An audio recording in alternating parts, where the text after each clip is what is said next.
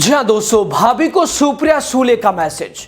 फडणवीस को फोन कर नायडू को चौंकाएंगे, दिल्ली पर आ गया दबाव। दोस्तों, एनसीपी शरद पवार से सांसद सुप्रिया सूले ने एक बड़ा दावा करके उसे मैसेज के तौर पर महाराष्ट्र के डिप्टी सीएम सुमित्रा पवार के पास भेजकर मुख्यमंत्री देवेंद्र फडणवीस के साथ दिल्ली से महाराष्ट्र की राजनीति को चलाने वाले बीजेपी के सबसे बड़े कद्दावर नेता पीएम मोदी और अमित शाह को टेंशन में डाल दिया है। और इस दावे से हो ना हो, आंध्र प्रदेश के मुख्यमंत्री चंद्रबाबू नायडू नाराज होंगे, क्योंकि उन्होंने जो छवि जनता के बीच बनाई है, सुप्रिया सूले का यह दावा जनता के बीच एक अलग ही तरह का मैसेज देता है। इसके साथ महाराष्ट्र सरकार में शामिल सुमित्रा पवार को अलर्ट भी करता है और एक रास्ता भी देता है कि अजीत पवार का प्लेन क्रैश जो हुआ था, उसमें कुछ तो हुआ ऐसा जिसकी वजह से लग रहा है कि असल में अजीत पवार के प्लेन क्रैश के कुछ राज हैं। वो क्या है आपको बताएंगे। नमस्कार, आप द राजनीति का खास सेगमेंट देख रहे हैं। मैं हूं आपके साथ यासूब रजा। दोस्तों, अजीत पवार के प्लेन क्रैश में बड़ी साजिश का आरोप लगा रहे रोहित पवार की जान को क्या खतरा है। दोस्तों, अगर ऐसा है तो उन्हें ये किससे खतरा है? ये सवाल इसलिए कि एनसीपी एसपी की कार्यकारी अध्यक्ष सुप्रिया सूले ने मांग की है कि महाराष्ट्र सरकार उनकी पार्टी के विधायक रोहित पवार को सुरक्षा दे। सूले का कहना है कि रोहित जनता की भावनाओं को आवाज दे रहे हैं, इसलिए उनकी सुरक्षा जरूरी है।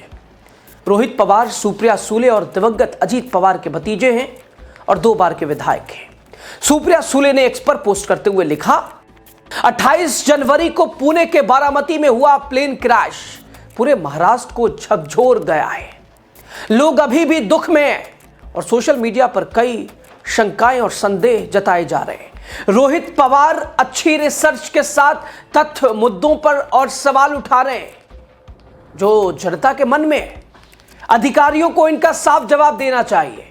अगर जवाब में देरी हुई तो बेचैनी बढ़ेगी, इसलिए इस घटना की सच्चाई पूरी पारदर्शिता के साथ जनता के सामने आनी चाहिए।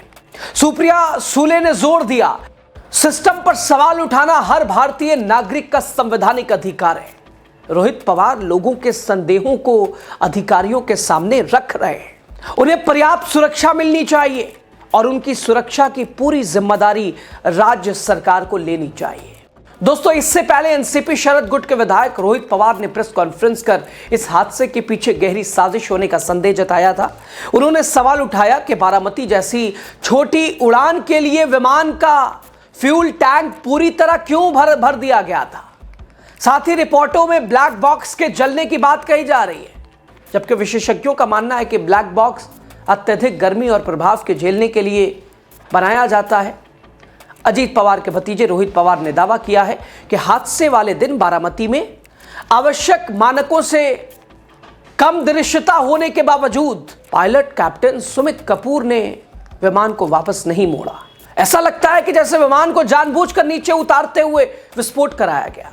हादसे के करीब 3 हफ्ते बाद अजीत पवार के बेटे जय पवार ने भी चुप्पी तोड़ी। उन्होंने सोशल मीडिया पर एक भावुक पोस्ट साझा करते हुए इस पूरी घटना की निष्पक्ष और पारदर्शी जांच की मांग की है। जय ने विशेष रूप से विमान के ब्लैक बॉक्स को नुकसान पहुंचने की खबरों पर सवाल उठाया। कहा, ब्लैक बॉक्स इतनी आसानी से नष्ट नहीं हो सकता है। उन्होंने वीएसआर वेंचर्स पर प्रतिबंध लगाने की भी मांग की है, जिसका लियर जेट 45 विमान इस हादसे का शिकार हुआ था। तो साफ है दोस्तों, अजीत पवार की फैमिली भी अब रोहित पवार के दावों के साथ है, जिन्होंने कहा था कि विमान में जरूरत से कहीं ज्यादा करीब 3000 से 3500 लीटर ईंधन था। विमान के अंदर भी ईंधन के केन रखे गए थे ताकि टकराते ही विमान एक बम की तरह फट जाए। दोस्तों, उन्होंने नागरिक उड्डयन मंत्री राममोहन नायडू के इस्तीफे की भी मांग करते हुए एक स्वतंत्र पैनल से जांच करने की अपील की है। रोहित पवार ने हाल ही में 2 प्रेस कॉन्फ्रेंस की और प्लेन क्रैश में साजिश का शक जताया। उन्होंने कहा, जब तक जांच पूरी नहीं हो जाती तब तक केंद्रीय नागरिक उड्डयन मंत्री के यानी राममोहन नायडू से इस्तीफे की मांग की है। रोहित का आरोप के मंत्री और क्रैश हुए प्लेन को चलाने वाली कंपनी वीएसआर वेंचर्स के बीच दोस्ताना रिश्ते हैं, इसलिए निष्पक्ष जांच नहीं हो सकती। रोहित का दावा है कि राम मोहन नायडू टीडीपी के हैं। कंपनी मालिक के बेटे राजस्थान में शादी में टीडीपी के बड़े नेता गए थे। आंध्र प्रदेश के एक मंत्री का प्राइवेट जेट भी इसी कंपनी से चलता है। आंध्र प्रदेश के बिजनेस ग्रुप ने कंपनी में निवेश किया है। मंत्री ने कंपनी को पहले ही क्लीन चिट दे दी है। ऐसे में जांच कैसे निष्पक्ष होगी? मंत्री को तुरंत पद से हटना चाहिए। रोहित ने डीजीसीए यानी नागरिक उड्डयन महानिदेशालय और वीएसआर वेंचर्स के बीच साठगांठ का आरोप लगाया। उनका कहना है कि जांच में देरी हो रही है ताकि कंपनी को बचाया जा सके और बैकडेट दस्तावेज बनाए जा सके। रोहित ने सवाल उठाते हुए कहा, कंपनी मालिक वीके सिंह के बेटे रोहित सिंह क्रैश के बाद अमेरिका चले गए। उन्हें पूछताछ के लिए क्यों नहीं रोका गया? ब्लैक बॉक्स आग में डैमेज हुआ, लेकिन सिर्फ 30 मिनट का रिकॉर्डिंग है, जबकि 2 घंटे जरूरी है। प्लेन की मेंटेनेंस खराब थी, इंजन पुराने थे। कंपनी कहती है 4915 घंटे उड़ान भरी, लेकिन रोहित का दावा 8000 घंटे। हनीवेल कंपनी डेटा नहीं दे रही है। विजिबिलिटी कम होने पर उड़ान क्यों ली? वापस मुंबई क्यों नहीं लौटा?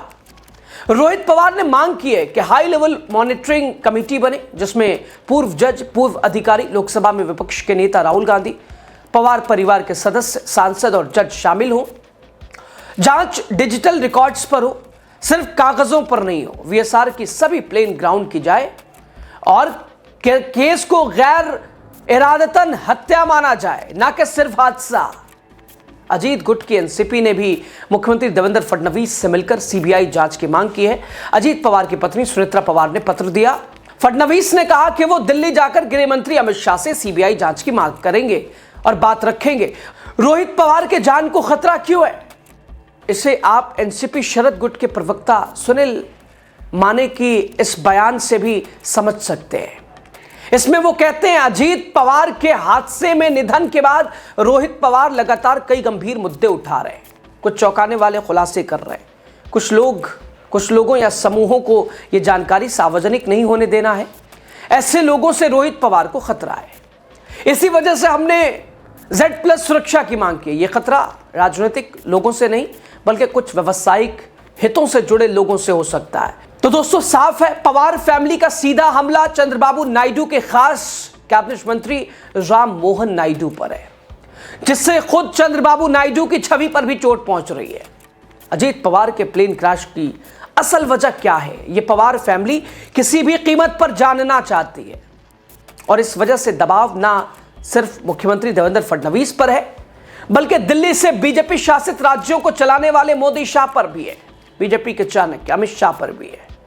और जिस तरह से प्लेन क्रैश के बाद अमित शाह ने महाराष्ट्र की राजनीति को कब्जे में करने की कोशिश की, एनसीपी अजीत पवार गुट को उसके ऊपर अपना वर्चस्व चलाना चाहा, कई खास का इस्तेमाल भी किया, लेकिन बावजूद उसके सुनेत्रा पवार का तेवर बदलता जा रहा है, उनका अब क्षेत्र बढ़ता जा रहा है, और ये चिंता दिल्ली के लिए भी, महायुति के लिए भी बेचैनी वाली है। लेकिन दोस्तों, आखिर इस हादसे को लेकर असमंजस की स्थिति क्यों बनी है?